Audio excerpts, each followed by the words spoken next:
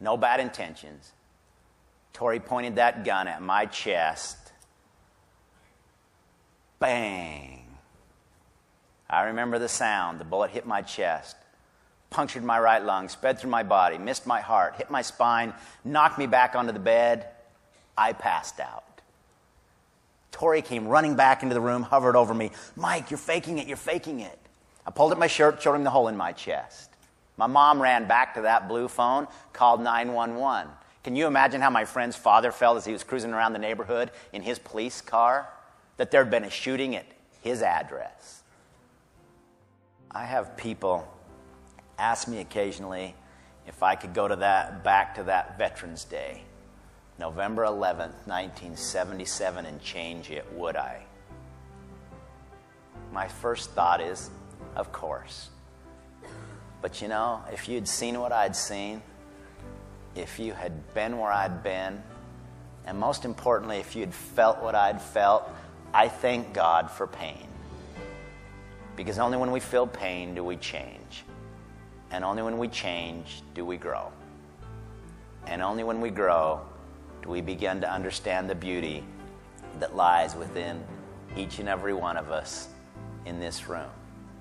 And so I want to remind you, amongst all your pain, whether or not you can or you can't stand up, we all have the ability to make a difference and stand out.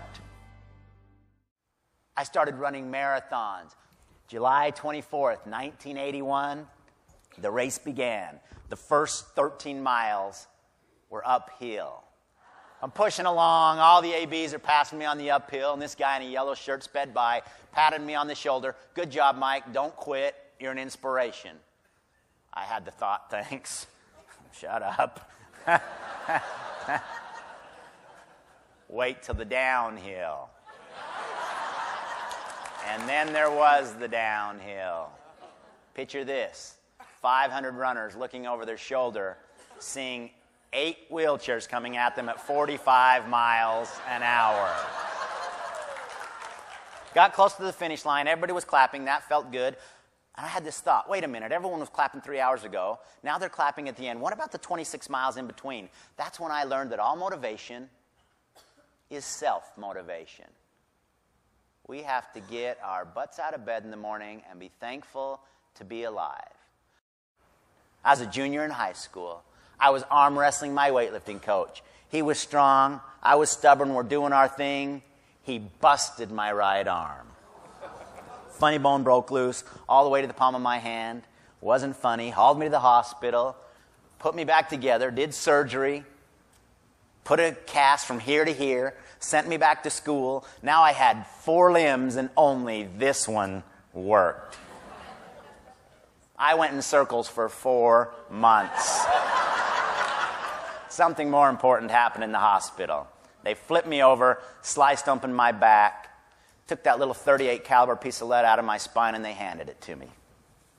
And I remember the day I held it in the palm of my right hand. I looked at it, and I started shaking because this little piece of lead symbolized so much loss in my little life. But I can admit to you here this morning, it's about the time I let it go. I got it out of my system. I got the lead out, so to speak. I've been sitting on my butt for 30 years, so you won't sit on yours, okay? You know, I forgave my friend. If you can forgive others, if you can ask forgiveness, you can do anything in life. We have a team tradition. Reggie, like a spider monkey, climbs up in the overhead luggage bin. Fits in there perfect. Coach shuts him in there. We start reading the newspaper. They start letting all the ABs like you come on the airplane.